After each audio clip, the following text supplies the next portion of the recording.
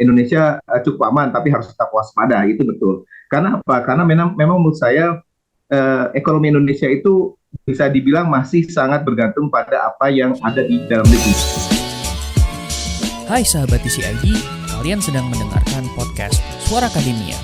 Ngobrol seru isu terkini bareng akademisi.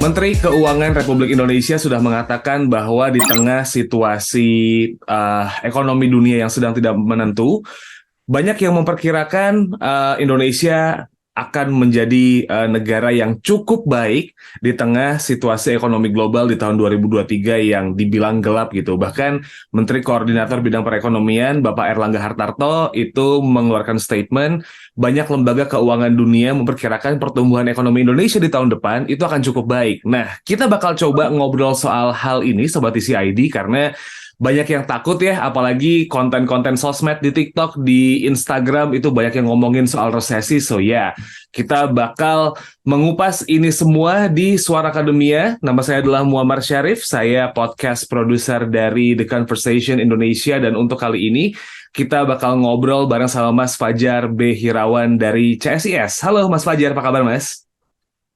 Kabar baik Mas Arif, semoga baik-baik juga Mas Arif. Ya, baik-baik tapi agak takut soal konten sosmed nih.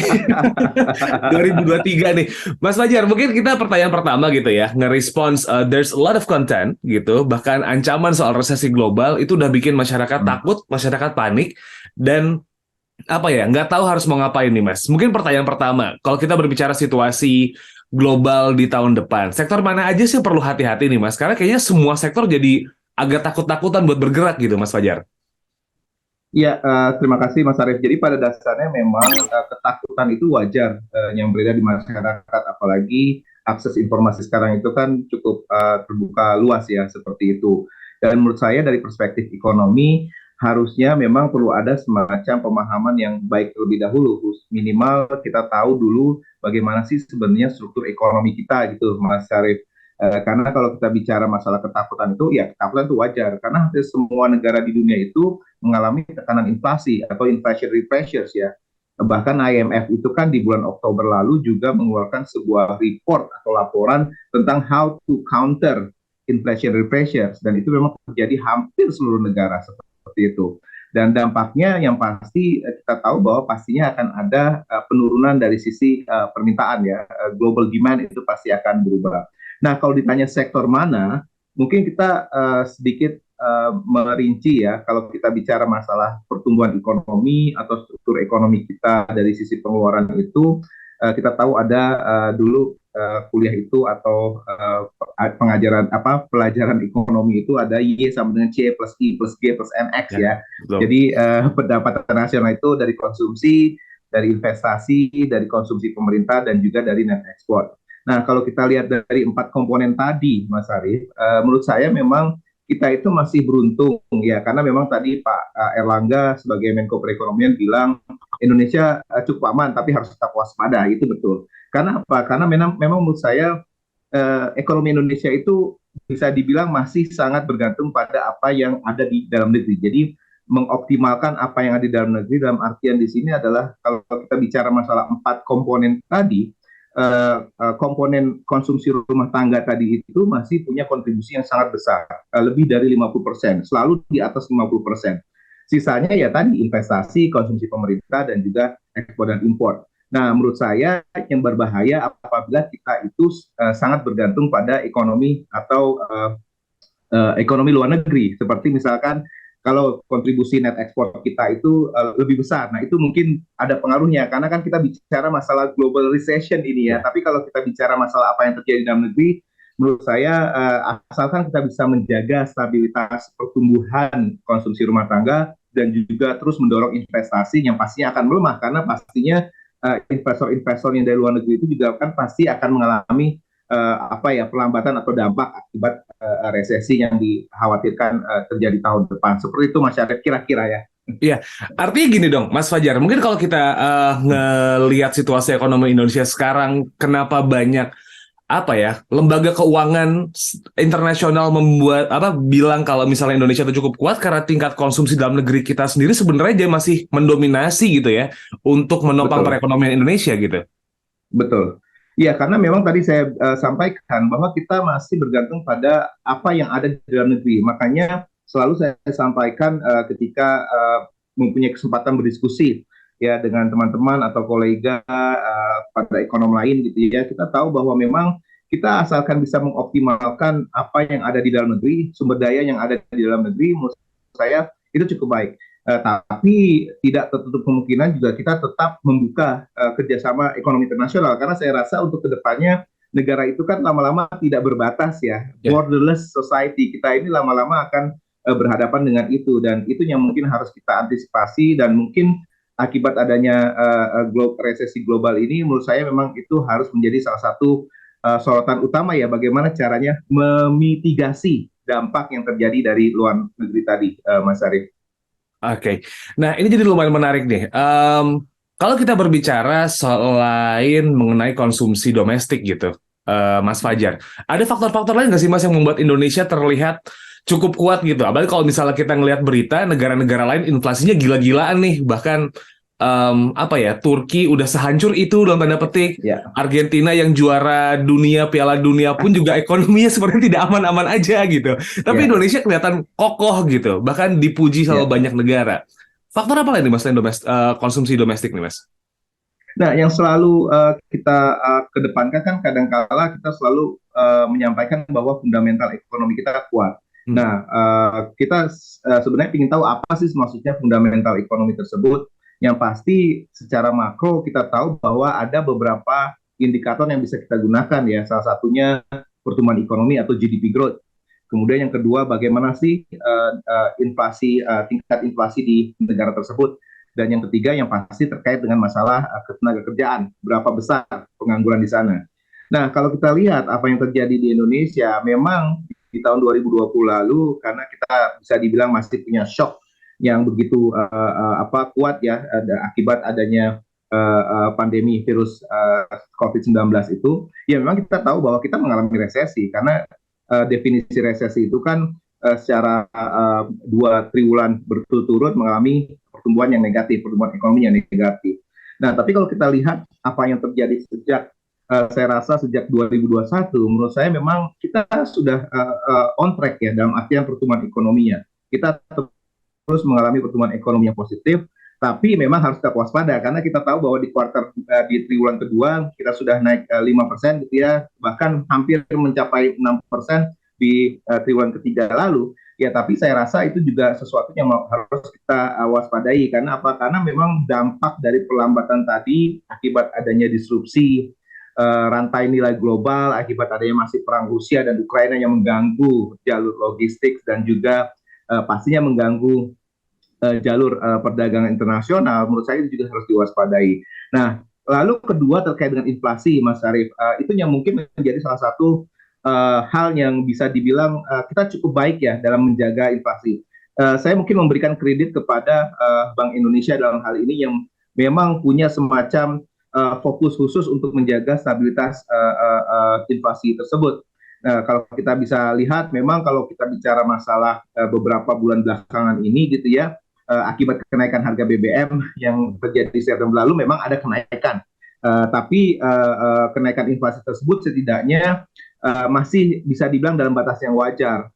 Apalagi kalau kita bicara target inflasi Bank Indonesia, itu sebenarnya yang dilihat bukan inflasi secara total, tapi hanya fokus pada core inflation-nya atau inflasi inti yang pada dasarnya memang masih terjaga di angka kisaran 3% plus minus 1%. Dari sisi tenaga kerjaan ini yang menurut saya memang harus cukup diwaspadai, Mas Arief. Karena apa? Karena menurut saya disrupsi yang terjadi saat ini ada disrupsi teknologi, ada distorsi akibat adanya pandemi COVID-19, mengubah behavior atau perilaku manusia dalam bekerja, dalam melakukan aktivitas.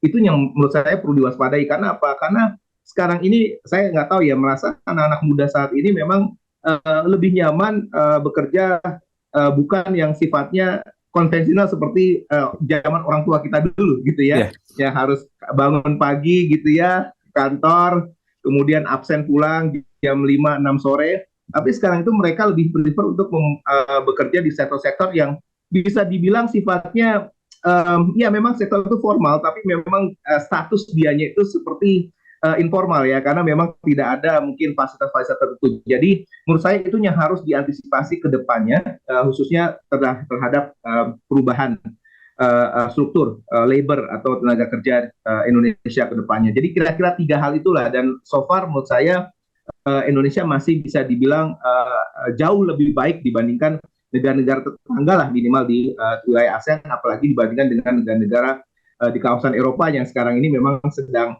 cukup tersandera dengan adanya kenaikan tingkat inflasi yang begitu besar, khususnya dari Inggris misalkan. Itu menurut saya sebuah hal yang cukup luar biasa lah terjadi seperti itu, Mas Syarif.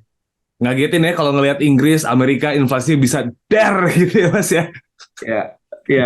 Ya, lagi-lagi ya, memang lagi-lagi ini masalah bagaimana sih sebenarnya komunikasi ya. Kita tahu tadi saya sampaikan kredit ini diberikan atau apresiasi diberikan pada central bank atau bank sentral, khususnya di Indonesia ini adalah Bank Indonesia. Tapi Bank Indonesia memang kita tahu bahwa mereka punya independensi dalam memformulasi kebijakan, dalam menjalankan kebijakannya. Tapi menjalankan kebijakan tanpa ada komunikasi atau koordinasi dengan pemerintah, karena kan ini kita bicara masalah sisi moneter yang diampu oleh Bank Sentral atau Bank Indonesia, dan sisi fiskal yang diampu oleh pemerintah, khususnya di sini Kementerian Keuangan. Menurut saya kedua institusi ini memang so far sangat baik ya dalam hal menjaga sinergi, khususnya berbicara masalah bauran kebijakan atau policy mix antara kebijakan fiskal dan kebijakan moneternya. Seperti itu, Mas Syarif. Jadi lumayan menarik nih, kombinasi dalam tanda petik bank sentral dengan pemerintah membuat Indonesia jadi lebih aman gitu ya, mungkin tahun depan di situasi yang masih tidak menentu, dan banyak banget lembaga internasional yang juga bilang gitu pertumbuhan ekonomi Indonesia mungkin ada di angka 4,7 sampai dengan 5,1% gitu untuk tahun depan gitu, Mas. Mungkin bisa ngasih pendapat Mas dari statement lembaga-lembaga keuangan internasional ini, is it the right projections, atau mungkin sebenarnya kita masih punya potensi yang lebih besar lagi, atau mungkin gimana nih Mas Fajar? Ya, kalau masalah proyeksi itu memang pasti beda-beda ya, dan memang lembaga keuangan internasional seperti IMF ataupun Bank Dunia atau World Bank, pastinya mereka kadang-kadang juga melakukan revisi terkait dengan proyeksinya, khususnya ketika di tahun 2020 atau 2021, karena kan semuanya serba tidak pasti, semuanya uncertain gitu ya, dan tidak ada ekonom sekaliber ekonom dari Princeton atau dari universitas di Amerika Serikat juga bisa memprediksinya. Karena bisa dibilang ekonom itu bukan dukun atau bukan shaman gitu ya, bukan orang pintar yang bisa memproyeksi apa yang terjadi. Kalau seperti itu jadinya ekonom bisa jadi kaya raya gitu ya, kalau bisa memprediksi ke depannya. Nah, balik lagi ke pertanyaan tadi, Mas Arief, ya menurut saya memang kalau kita bicara masalah tadi ya, bauran kebijakan dan juga terkait dengan policy mix tadi, menurut saya memang Bank Sentral dalam hal ini kan punya privilege khusus ya, dan memang koordinasi atau sinergi dengan Kementerian Keuangan khususnya dari sisi pemerintah itu sangat diperlukan. Karena apa? Contoh kasus seperti apa yang terjadi baru-baru saja ini gitu ya, beberapa bulan belakangan ini, ketika akhirnya subsidi ada dicabut gitu ya, sehingga harga Pertalite dan juga harga Pertamax dan BBM lainnya itu meningkat. Itu kan dari sisi fiskal kan, karena subsidi diutak-atik itu dari sisi fiskal, dan itu adalah ranahnya pemerintah atau Kementerian Keuangan. Nah, kemudian dari sisi Bank Sentral pastinya harus sudah antisipasi gitu kan, dan mereka hanya bisa menggunakan fasilitas atau instrumen suku bunga seperti itu. Kalau misalnya suku bunganya ditingkatkan, berarti kan untuk menjaga inflasi, untuk meredam inflasi.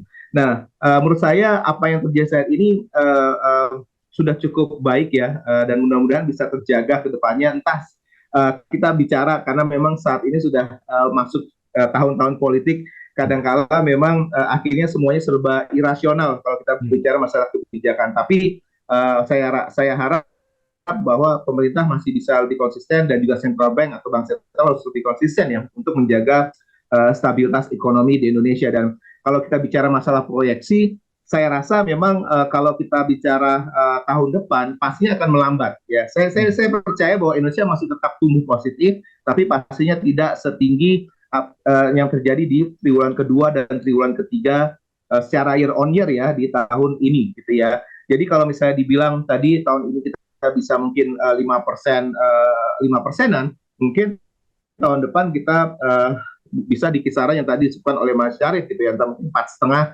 sampai 5%. Nah, lagi-lagi proyeksi itu tergantung bagaimana caranya pemerintah bisa menjaga tren pertumbuhan, khususnya tadi komoditas-komoditas atau komponen-komponen yang saya sebutkan punya kontribusi yang cukup signifikan ya. Nanti kalau misalnya kita lihat apa yang terjadi pada konsumsi rumah tangga, kan kita tahu banyak sekali bantuan-bantuan sosial yang sudah di set untuk menjaga stabilitas daya beli dan juga menjaga inflasi tadi. Jadi proyeksi yang salah atau proyeksi yang keliru itu wajar terjadi, tapi menurut saya memang harusnya pertumbuhan ekonomi Indonesia ke depan di tahun 2023 dengan segala asumsi bahwa semua serba masih uncertain dan juga bisa dibilang negara-negara mitra Indonesia yang utama khususnya dari sisi perdagangan itu kan Amerika Serikat dan China juga mengalami krisis gitu ya. Jadi kita bisa bilang bahwa mungkin kita masih bisa tumbuh positif dengan mengoptimalkan apa yang ada di dalam negeri, tapi kita harus lebih rasional secara logis bahwa memang pastinya kita tetap tumbuh positif tapi tidak setinggi di tahun 2022. Seperti itu sih Mas Syarif. Nah, ini jadi menarik nih Mas, karena kalau kita berbicara soal strategi ekonomi, ini kan di tahun yang serba nggak jelas, strategi butuh yang agile ya, butuh yang bisa adaptif gitu. Itu yang pertama. Betul. Tapi kita juga menghadapi situasi yang kalau bisa dilihat tadi dan juga diambil dari omongan Mas Fajar adalah ini tahun politik kadang-kadang suka ajaib nih, kan suka kayak gitu. Nah, kira-kira di tengah dua situasi yang sepertinya agak-agak susah juga buat membuat kebijakan yang bagus gitu ya, karena tahun politik, kebijakan yang harus ngelihat situasi sekitar juga. Kira-kira nih Mas Fajar, strategi apa yang bisa diambil gitu untuk bisa menjaga tren Indonesia yang 2022 ini buat banyak orang quite good gitu untuk pertumbuhan ekonomi nih Mas. Strategi apa yang kira-kira bijak buat diambil nih? Iya, ini saya bicara mungkin dari perspektifnya, kalau as if saya itu adalah pemangku kebijakan gitu ya. Karena kan bisa dibilang kan kita hanya bisa memberikan semacam suggestion atau policy recommendation pada mereka. Yang pasti menurut saya memang di tahun politik nanti ya, di 2023 maupun 2024 nanti, menurut saya memang akan sedikit terdistraksi ya. Apalagi kita tahu bahwa pos-pos kementerian yang strategis itu juga diisi oleh, bisa dibilang quote-unquote adalah ketua umum partai atau politisi gitu ya. Nah, ini adalah PR besar menurut saya presiden kita saat ini gitu ya, walaupun setidaknya kita tahu bahwa presiden sekarang ini tidak bisa melanjutkan ke periode selanjutnya gitu ya, kecuali ada undang-undang yang udah kita nggak usah bahas itu lah, skip aja udah. Orang-orang politik aja yang ngomong. Tapi poinnya adalah bagaimana caranya memastikan bahwa mereka tetap pada jalurnya untuk ya tadi fokus pada rencana-rencana strategis di kementeriannya masing-masing. Yang pasti yang paling utama ya misalnya Pak Erlangga sebagai Menko Perekonomian itu harus bisa orkestrasi ya gitu ya semua kebijakan-kebijakan gitu ya, khususnya di sektor ekonomi, keuangan dan juga perbankan. Dan saya rasa memang kalau kita bicara dampak dari tahun politik, mungkin kalau dari sisi dalam negeri Mas Syarif itu mungkin ada semacam efek positifnya. Karena kan kita tahu bahwa kalau misalnya tahun-tahun politik itu kan bisa dibilang aliran uang itu cukup besar gitu ya, bisa dibilang untuk melakukan kegiatan kampanye, entah itu walaupun money politics itu diharamkan, tapi pastinya akan ada semacam bagi-bagi uang dan lain sebagainya. Itu mungkin ada sisi positifnya seperti itu, karena lagi-lagi itu bisa menjaga daya beli masyarakat, bisa setidaknya menjadi salah satu sumber keuangan dari para pemilih nanti. Nah, tapi yang berbahaya adalah ketika akhirnya apa yang sudah diamanahkan atau yang sudah set sejak beberapa tahun yang lalu, mungkin sejak 2019 lalu, itu akhirnya sesuatu yang tercantum pada RPJMN, pada Renstra, dan rencana-rencana pembangunan lainnya itu tidak dijalani. Jadi itu yang menjadi salah satu kekhawatiran saya, apalagi kita tahu bahwa kabinet saat ini kan sangat pelangi ya, bisa dibilang warna-warni sekali gitu ya, karena adanya koalisi. Apalagi nanti akhirnya koalisi itu bisa pecah dan mungkin mereka terdistraksi dan akhirnya apa yang disusun atau yang dirancang sejak tahun 2019 lalu akhirnya tidak bisa dijalankan. Jadi singkat kata saya bisa sampaikan bahwa tahun politik mungkin bisa baik untuk masyarakat secara umum gitu ya, karena tadi bisnis-bisnis spanduk, bisnis-bisnis percetakan itu menjadi naik daun gitu ya, jadi UMKM juga kan mungkin statusnya, tapi di sisi yang lain juga dari sisi pemangku kepentingan atau pemangku kebijakannya, menurut saya juga perlu diwaspadai agar mereka setidaknya bisa tetap fokus apa yang harus mereka lakukan untuk menjaga stabilitas ekonomi Indonesia sampai dengan 2024 minimal. Ya, seperti itu. Sampai Februari lah ya paling nggak ya? Iya betul. Nah, Mas Fajar, tapi banyak banget nih kalau misalnya kita ngomongin soal pertumbuhan ekonomi, kita ngomongin soal stabilitas ekonomi, ngomongin soal inflasi gitu. Beberapa golongan orang tuh merasa ini omongan ketinggian nih, Mas. Apalagi kayak ini kayaknya nggak nyampe nih buat masyarakat atau especially anak-anak muda yang jadi first jobber atau baru nggak kuliah di bidang ekonomi gitu. Melihat situasi ekonomi yang banyak public figure di sosial media yang udah mulai ngomongin ekonomi gelap, hati-hati, cash is the king, itu udah jadi omongan tuh kayak gitu-gitu. Jangan sampai kita jadi korban resesi. Bahkan ada mungkin content creator yang bilang ini waktunya kita untuk menjadi orang kaya baru seperti 98. Itu omongan beredar banget di sosmed tuh, Mas. Nah, buat orang yang mungkin nggak ngerti ilmu ekonomi seperti apa gitu kan, dan juga mungkin sempat khawatir sama situasi ekonomi di 2023 gitu. Buat masyarakat umum nih, atau mungkin especially anak muda nih, what should we do untuk menghadapi situasi ekonomi 2023 di tengah informasi yang banyak banget soal pertumbuhan ekonomi lah, soal resesi lah nih. Kudu ngapain Mas Fajar? Ya, yang pasti kita jangan sampai terjebak terhadap informasi yang bisa dibilang tidak benar ya. Jadi memang perlu ada semacam check and recheck gitu ya. Apalagi kalau kita bicara masalah data-data yang disebutkan atau indikator-indikator yang disebutkan oleh Mas Syarif tadi ya, terkait dengan pertumbuhan ekonomi, inflasi dan lain sebagainya, itu gampang kok, itu tinggal di Google aja, dan hampir semua platform atau website itu, khususnya website yang resmi bahkan seperti Badan Pusat Statistik atau Bank Indonesia itu punya datanya gitu ya. Minimal mereka harus cross check. Nah, tapi lagi-lagi tadi Mas Syarif bilang ya, kalau misalnya mereka apatis atau semacam skeptis terkait dengan atau bukan orang yang memang paham ekonomi atau melek ekonomi dari sisi indikatornya, ya lagi-lagi menurut saya memang mungkin patokannya adalah mencari informasi dari jalur-jalur yang benar ya. Menurut saya memang kalau kita bicara masalah misalnya terkait dengan kebijakan-kebijakan moneter yang dilakukan oleh Bank Indonesia, mereka punya departemen khusus untuk komunikasi, bahkan mereka punya TikTok atau punya sosial media lainnya seperti itu. Jadi menurut saya itu bisa menjadi salah satu sarana untuk memperoleh informasi yang benar. Dan menurut saya kalau misalnya kita bicara masalah dari sisi pemerintah, misalnya Kementerian Keuangan, khususnya nanti dari sisi fiskal gitu ya, ada Badan Kebijakan Fiskal, mereka juga seringkali tuh membuat sebuah acara atau diskusi gitu ya, bincang APBN kah atau apapun gitu ya, dan menurut saya itu sangat penting dan itu sangat bisa diakses secara gratis menurut saya kan di YouTube atau dimanapun.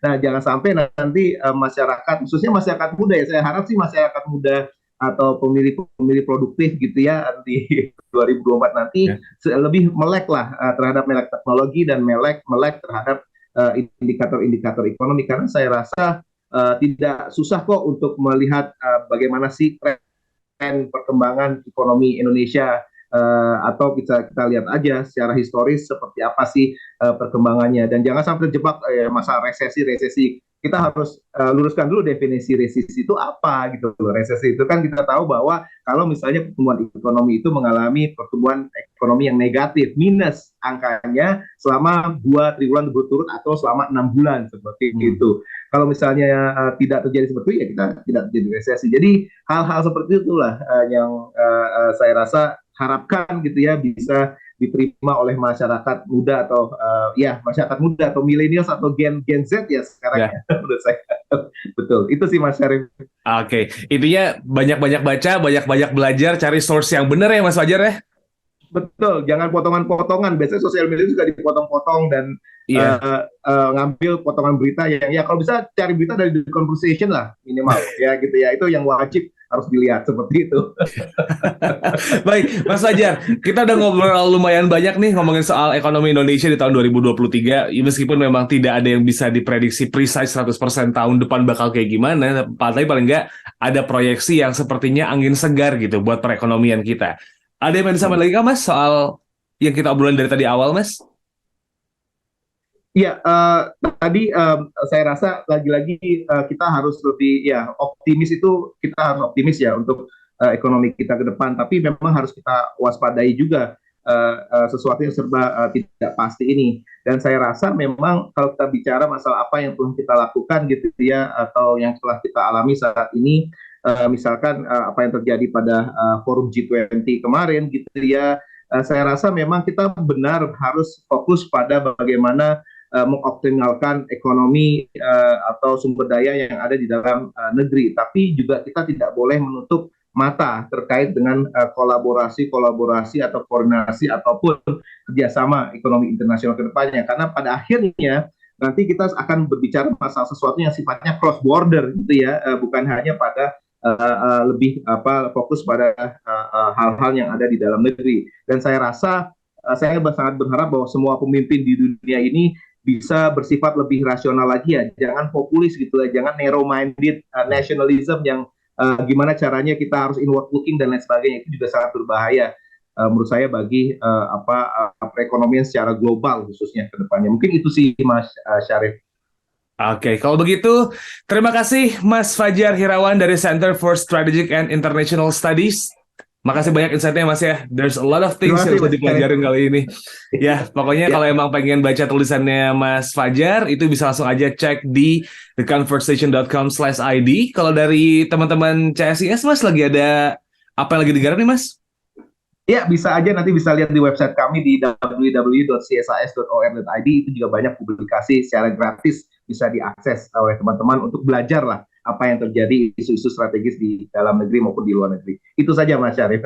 Oke, kalau begitu kita ketemu lagi ya Sobat Isi ID di episode berikutnya. Kayaknya episode berikutnya di minggu terakhir Desember. Yaudah kalau gitu, I'll see you next episode. Assalamualaikum.